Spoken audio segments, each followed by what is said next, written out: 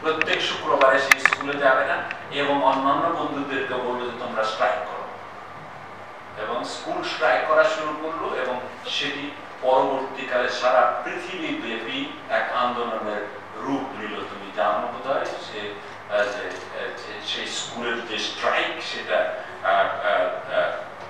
বিরাট এক আয়োজন করলো এবং তিনি শেষ পর্যন্ত জাতিসংঘে তাকে ডেকেছিলেন এবং জাতিসংঘে গিয়ে তিনি বক্তৃতা করেছেন এবং আমাদের দেশেও তার ডাকে ফ্রাইডে ফর ফিউচার্স বলে স্ট্রাইক, এনভায়রনমেন্টাল স্ট্রাইক আমরা আমাদের ছেলে মেয়েরা করেছে। সারা পৃথিবী মিলিয়নস অফ ছেলে মেয়ে কাজটি করেছে। একটি গ্রেটা, এটাকে গার্ডিয়ান বলেছে গ্রেটা ইফেক্ট। একজন গ্রেটা থানবার্গ যদি এই মেয়েটি যদি এতটা কাজ করে, জেলেও গেছে 1-2 বার, তো সে যদি এই বিদ্রোহ করতে পারে আমাদের ছেলে মেয়েরা কেন পারবে? নিশ্চয়ই পারবে। এবং এইভাবে তোমরা তোমাদের শিক্ষকদের সাথে, তোমাদের মেন্টরদের সাথে মিলে মিশে এমন এক আয়োজন করো, এমন এক বিদ্রোহ সৃষ্টি করো যাতে করে আমরা আজকের কথা ভাবছি না, আগামী দিনের পৃথিবীটাকে আমরা বাসযোগ্য করে তুলব।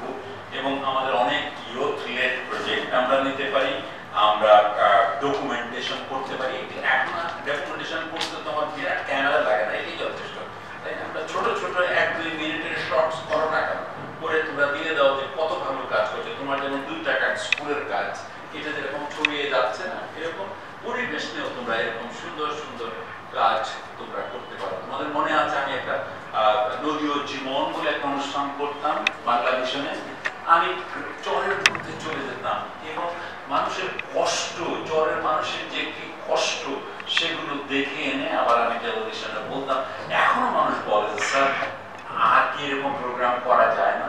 নিশ্চয়ই করা যায়। আমি একটা খালি উদাহরণ দিই। একদিন চরের মধ্যে একটা ঘরে দেখি একটি মা কি যেন শুধু রান্না করছে। কি রান্না করে? অনেকক্ষণ ধরে দেখি জাল দিচ্ছে। কি জাল দিচ্ছে? বলে যে আমি মরিচ জাল দিচ্ছি। মরিচ জাল মানে বলে পানির মধ্যে শুকনো মরিচ অনেকক্ষণ ধরে জাল করছি। আমি কেন? আমার খুব কাশি, খুব কফ, সেই জন্য এই পানিটা খেলে আমার কফ কমবে। আমি ওনাকে জিজ্ঞেস করলাম, এত দিনে আপনি কোনো ডাক্তারের কাছে যাননি, কোনো ওষুধ খাননি?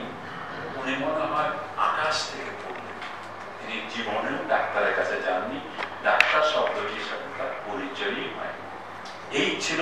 তখন আমি জুম করে টেলিভিশনে চলে এলাম, এসে বললাম এই যদি হয় আমার স্বাস্থ্য ব্যবস্থা, তাহলে আমরা এত বাজেট করছি, এত মানুষের জন্য কাজ করছি কেন? এই প্রান্তজনের জন্য কে দেখবে? এবং তখন একজন নীতি নির্ধারককে আবার প্রশ্ন তুললাম যে আপনার এর উত্তর কি? এবং এইসব করতে করতে এখন কিন্তু চর মূল আলোচনায় চলে এসেছে। চরের মানুষের বাজেট বাড়ছে, স্বাস্থ্য খাতেও তারা কাজ করছে। সুতরাং এইভাবেই কিন্তু করতে হবে। তোমাদের যারা তোমরা এই আন্দোলনে আছো, তোমাদের ক্রিয়েটিভ ওয়েতে ইনোভেটিভ সব টেকনিক ব্যবহার করে করে মানুষকে সঙ্গে আনা হবে এবং সামাজিক চাপ তৈরি করতে হবে। এমনি এমনি হবে না। এই জ্বালাময় বক্তৃতা বিধানে তোমার বক্তৃতায় হবে না। সামাজিক চাপ করতে হবে, অর্থবহ চাপ তৈরি করতে হবে যে না এটা করা সম্ভব, এটা কেন করবো না, এটা আমরা করে দেখিয়েছি, এটা করা যাবে। এই যে বাজেট আসছে নিজাম, এইবারের বাজেটে আমার তো মনে হয় যে এবারের বাজেটটি হওয়া উচিত মূলত ক্লাইমেট বাজেট, তাই না? এবং এর জন্য অর্থ আছে। অর্থ আছে মানে কি? আমাদের নিজস্ব আয় রোজগার তো আছে, কিন্তু সমস্ত ডেভেলপমেন্ট এজেন্সিরাও আমাদের জন্য এই বাজেটকে যদি সবুজ করা যায় তার জন্য অর্থ দিতে প্রস্তুত। $8 বিলিয়ন কমিটমেন্ট আছে শুধু ক্লাইমেট ফাইন্যান্সের উপরে। সুতরাং এই টাকাটা ঠিক মতো নিয়ে ব্যবহার করা, এটি হলো মূল কাজ।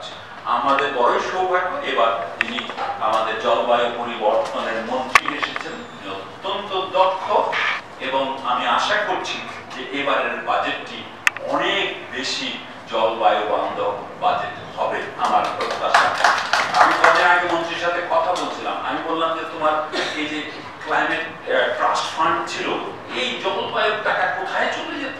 বঙ্গবন্ধু এই সোহরাওয়ার্দী উদ্যানে এসে বলেছিলেন যে যদি সুন্দরবন না থাকতো তাহলে সন্দ্বীপ পর্যন্ত চলে যেত ভাঙন, নদীর ভাঙন, এবং আমরা সবাই পানির নিচে পড়ে যেতাম। এবং এই বন আমাদের রক্ষা করছে, সুতরাং আপনারা এই বনকে রক্ষা করুন এবং গাছ লাগান। তো সুতরাং এরা হলো ন্যাচারাল ইনফ্রাস্ট্রাকচার। আমরা ন্যাচারাল ইনফ্রাস্ট্রাকচার গুলো আজকে কেটে কেটে নষ্ট করে দিচ্ছি, আর একটা আর্টিফিশিয়াল ন্যাচারাল ইনফ্রাস্ট্রাকচার সেগুলো চাপিয়ে দিচ্ছি, যেখানে হাওরের বুক চিরে আমরা রাস্তা তৈরি করছি।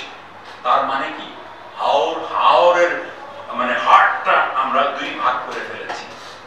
এইভাবে তো হয় না। আমাদের প্রকৃতির প্রতি আমাদের দরদ ভালোবাসা যদি থাকতো তাহলে এটা করতে পারতাম না আমরা। সুতরাং আমরা আশা করব যে আগামী দিনের যে অবকাঠামো হবে সেই অবকাঠামো যেন প্রকৃতির উপরে কি প্রভাব ফেলে সেটা মাথায় রাখবো। আর শিক্ষা ক্ষেত্রে আমরা তো বললাম, শুধু স্কুলে কেন, স্কুল বন্ধ হয়ে গেছে সেটি যথেষ্ট না। আমরা বিশ্ববিদ্যালয়ে প্রকৃতির জন্য কি করছি বলো? প্রকৃতি আমরা যে বিশ্ববিদ্যালয়ে পড়াই সেখানেও জলবায়ু নিয়ে কতটাই না আমরা তাদেরকে ইনভলভ করছি, কতটি সংগঠন করছি, কতটি নাটক করছি। তো এই জায়গাগুলোতে আমাদের সবাইকে কাজ করতে হবে।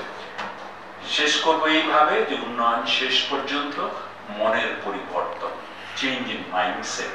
তো আমাদের যে উন্নয়ন আমরা করছি, নিঃসন্দেহে আমাদের জীবনের মান অনেক উন্নত হচ্ছে, অনেকেই শিক্ষা পাচ্ছে, অনেকেই স্বাস্থ্য পাচ্ছি, কিন্তু আরো একটু উন্নত হবার জন্য, আরো প্রকৃতির বান্ধব হবার জন্য, জলবায়ু বান্ধব হবার জন্য আমাদের কাজ করতে হবে। যে ছেলে মেয়েগুলো যার বাবা মা উপকূল থেকে এই বাসারের বক্তৃতা লেখাতেই আছে, যারা জলবায়ু শরণার্থী, যারা উপকূল থেকে যে পরিবারটি চলে আসছে ঢাকার কোন বস্তিতে, তার সন্তানরা কেমন আছে আমরা কি জানি? সেই সন্তানরা কোথায় পড়ে, কি করে, আমরা কোনো খবর রাখি?